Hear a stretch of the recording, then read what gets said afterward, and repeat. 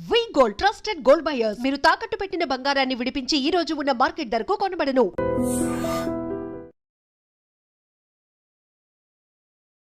Hi hello నమస్తే, welcome back to iDream media.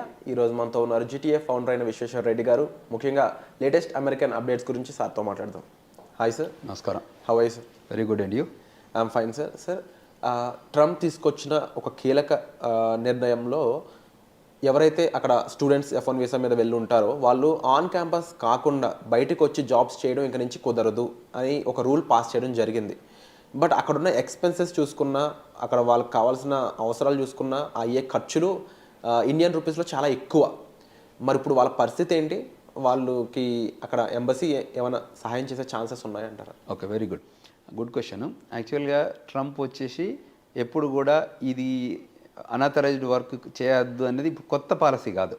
It has been there for many years. F1 program అనేది ఎలా ఉంటుందంటే, ఇక్కడ మనం వెళ్ళే కంటే ముందే ఒక I-20 ఫామ్ ఉంటుంది. I-20 ఫామ్లో క్లియర్గా మనకు చెప్తారు ఫీజు, ఎడ్యుకేషనల్ ఫీజు ఎంత అని, తర్వాత బోర్డింగ్ లాడ్జింగ్ ఫీజెస్ ఎంత అని అందులో ఉంటుంది. అది మనకు తెలుసు. అంటే ఒక $20,000 ఎడ్యుకేషన్ ఫీజు ఉంటే ఇంకొక $10,000 ఎక్స్పెన్సెస్ అవుతాయి.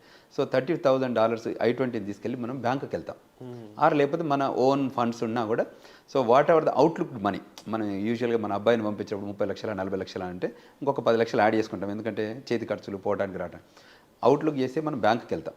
బ్యాంకుకు ప్రొసీజరల్గా ఏం చేస్తారంటే అంత అమౌంట్కి లోన్ ఇస్తారు, అంటే మొత్తం డబ్బుకి. So the programme F1 programme ఏంటంటే అమెరికాకి వెళ్ళి చదువుకొని మళ్ళీ వెనకకి వస్తామన్న ఒక ప్రామిసెస్ మీదనే వాడు F1 వీసా US కాన్సులేట్లో ఇస్తారు. నాట్ దట్ వర్కింగ్ అనేది అసలు ఫర్గెట్ అబౌట్, అసలు పని చేయడము అనాథరైజ్డ్ వర్క్ గురించి పక్కకు పెట్టండి. ఆ ప్రోగ్రాంలో ఎక్కడ కూడా ఆ లైన్లో ఉండదు, మీకు ఆస్ట్రిక్లో పెట్టి కూడా రాయరు, తెలుసు కదా, ఫైన్ లైన్స్ అంటారు. అది కాకుండానే ఉంటుంది. సో దానికి మనం అబైడ్ అవుతామని చెప్పి వెళ్తేనే మన US కాన్సులేట్లో వీసా ఇస్తారు. ఆ ప్రోగ్రామ్ను చాలా ఏళ్ళ నుంచి నడుపుకుంటూ వస్తున్నారు. అంటే మన వాళ్ళు వెళ్తున్నారు, అక్కడ చదువుకుంటున్నారు. చదువుకున్న తర్వాత there is another programme H1B. అంటే మాస్టర్స్ అయిపోయాక ఒక 3 years based on the stem. If it's science, technology, engineering, mathematics అయితే 36 months. If it's not that, రెగ్యులర్గా మేనేజ్మెంట్ కోటా కానీ లీగల్ కోటా కానీ అటువంటిది ఏదంటే ఓన్లీ 12 months ఉంటుంది. సో ఆ లైన్లోనే they will go there and they will స్టడీకే. Then during their study of 2 years or 3 years, they will give 5 years visa. Even if it's a 2 years program also 5 years ఇస్తారు. So D/S అంటే duration of study. 5 yearsలో మన వాళ్ళు కొందరు 2 yearsలో complete చేయొచ్చు, కొందరు 3 yearsలో masters చేయొచ్చు. ఆ ప్రాసెస్లో ఏం చేస్తారంటే మనం స్కిల్ని ఏదైతే ఉంటే, వాళ్ళ కొత్తగా నేను I was talking to someone ఏంది పూల్లో, అక్కడ దీనికి ఏంటి యూనివర్సిటీలో పూల్స్ ఉంటాయి. సో పూల్స్లో కూడా మనం అక్కడ పని చేయొచ్చు, అంటే వాళ్ళ స్విమ్మింగ్ పూల్లో గార్డ్గా అది కూడా చేయొచ్చు. లేదంటే టిపికల్గా ఎట్లా చేస్తారంటే మనలంతా మెస్లో చేస్తారు. ఓకే, అక్కడ ఉన్న ఫుడ్ మెస్లో ఉంటాయి కదా, వాటిలో చేస్తారు. తర్వాత ప్రొఫెసర్ దగ్గర అసిస్టెంట్షిప్ చేస్తారు. లేదంటే వాళ్ళకి స్పెషల్ చిల్డ్రన్ ఉంటారు, అక్కడ ఏంటంటే మెంటల్లీ ఛాలెంజ్డ్, ఫిజికల్లీ ఛాలెంజ్డ్ వాళ్ళకి ఏం చేస్తారంటే హెల్ప్ చేస్తారు మనల్ని.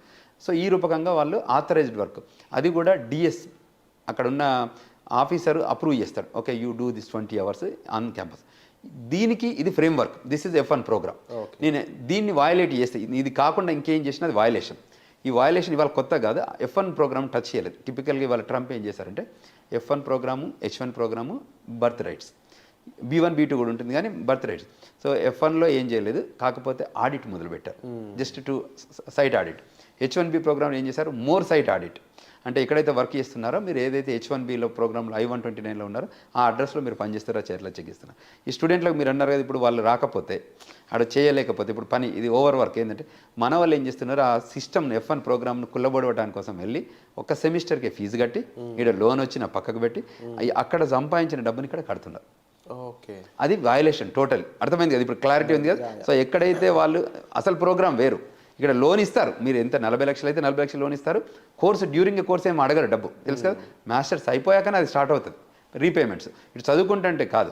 సో వీళ్ళు ఏదైనా దాన్ని పెట్టుకొని లోన్లలో రకరకాల గేమ్స్ ఆడి చివరికి ఇబ్బంది పెడుతున్నారు. వాళ్ళు ఇబ్బంది పడుతున్నారు, వాళ్ళ పేరెంట్స్ ఇబ్బంది. ఈ వయలేషన్ అవుతే అప్పుడే కాదు, వాళ్ళు ట్రాక్ చేస్తుంటారు, ఫైట్గా ఉంటారు. F1లో ఈ ప్రోగ్రామ్స్కి, అంటే ఏదైతే ఈ పిల్లలకు డబ్బు కట్టాలి అని అంటే ఫీజుకి ప్రిపేర్ అయితేనే అమెరికాకి రండి, ఫీజుకి ప్రిపేర్ కాకపోతే రావద్దు. అమెరికాలో కూడా వాషింగ్టన్ DC ఒక ఫీజు ఉంటుంది, అట్లాంటాలో ఒక ఫీజు ఉంటుంది, ఫ్లోరిడాలో ఒక ఫీజు ఉంటుంది, స్టేట్ యూనివర్సిటీస్ ఉంటాయి. తర్వాత స్కాలర్షిప్స్ కూడా ఇస్తారు.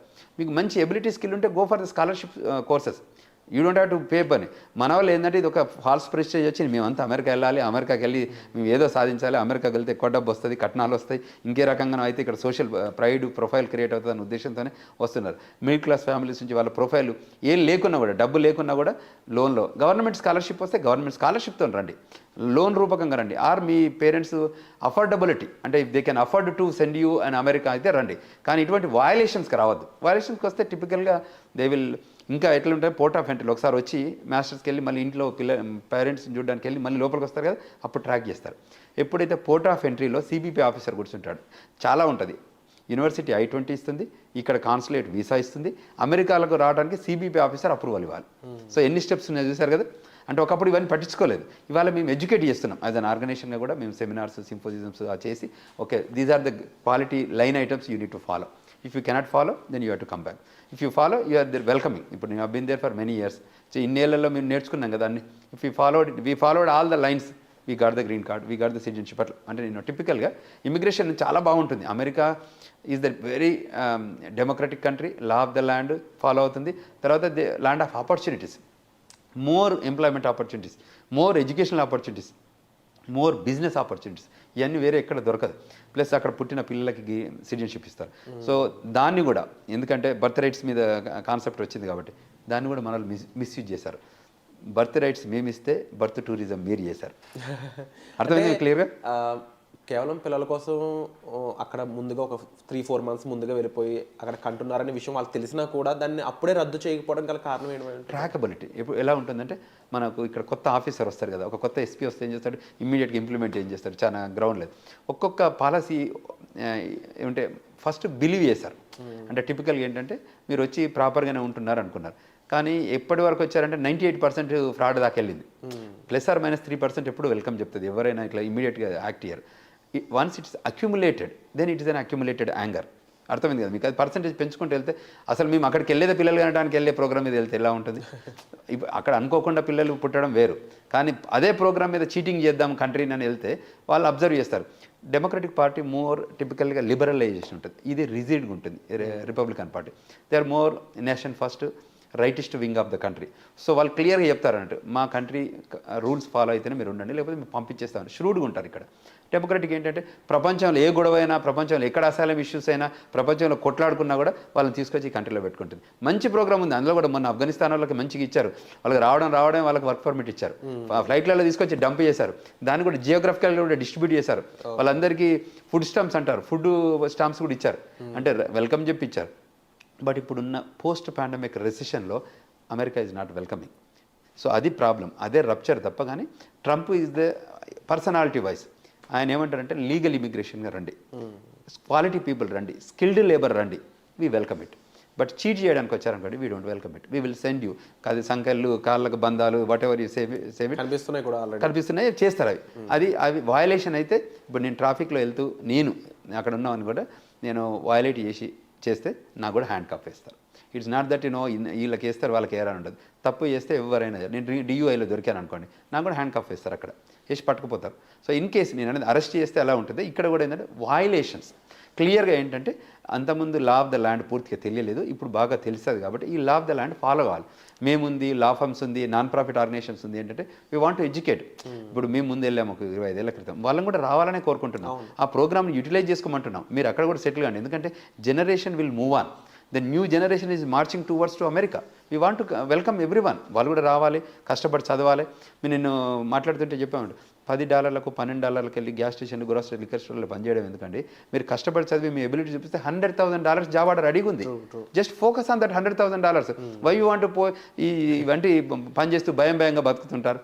సో మోస్ట్ రీసెంట్ ఇంకా హ్యాపనింగ్ ఏంటంటే నాకు ఒక పేరెంట్ కాల్ చేస్తారు, మాకు every day other than my sleep hour ప్రతి మచ్ ఇమిగ్రేషన్ లాలో ఉన్న వీళ్ళందరూ రిక్వైర్మెంట్స్ వస్తుంటారు, మన ఆఫీస్ కూడా వస్తుంటారు. కాబట్టి చెప్తున్నాడు, మా అబ్బాయి అక్కడ వెళ్ళి పని చేస్తుండండి, ఏం చేయమంటారు ఇప్పుడు అంటే ఆపేయాలని చెప్పాను క్లారిటీ.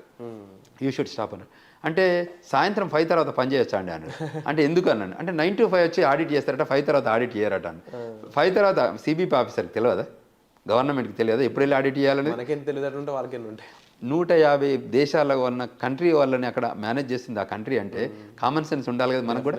అంటే ఇంకెంత వీలైతే అంత చీట్ చేద్దామా, ఇంకెంత వీలైతే వాట్ ఐమ్ టాకింగ్ అర్థమైంది, వెరీ క్లియర్, అంత ఇంకా చీట్ చేద్దామని. లేదు పని చేయొద్దు, ఇది rule norms, you need to stop it. లేదంటే ఎప్పుడో దొరుకుతారు వాళ్ళు, ఇవాళ కాకపోతే రేపు కాకపోతే ఎల్లుండి దొరకడం. ఎందుకంటే పోర్ట్ ఆఫ్ ఎంట్రీ లేకుండా ఇండియాకి వెళ్ళి మళ్ళీ రాకుండా అయితే ఉండరు కదా. ఈవెన్ 10 ఏళ్ల తర్వాత కూడా వాళ్ళు వయలేట్ చేశారని వాడు గమనిస్తే 10 ఏళ్ళకి కూడా వాళ్ళు వీసా క్యాన్సిల్ చేసి పంపిస్తారు.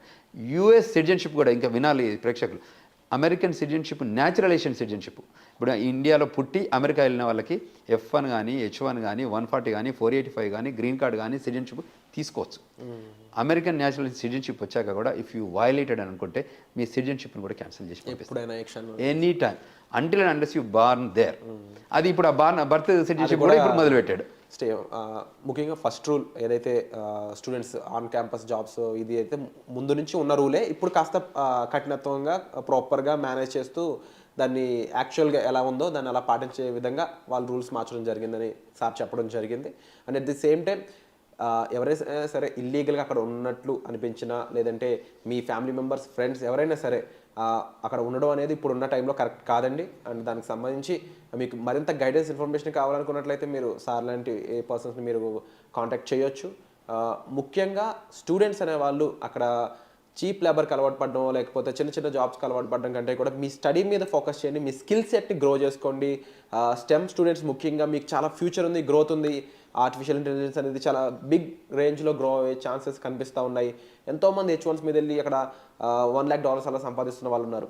ఆ కేటగిరీలోకి రీచ్ అవ్వడానికి ఎక్కువ మీరు ఫోకస్ చేసినట్లయితే you will see actual growth అనేది. సో వచ్చే ఎపిసోడ్లో మళ్ళీ కలుద్దామండి. మీకు ఎటువంటి గైడెన్స్ కావాల్సిన సార్ మీరు కాంటాక్ట్ చేయొచ్చు. Thank you so much.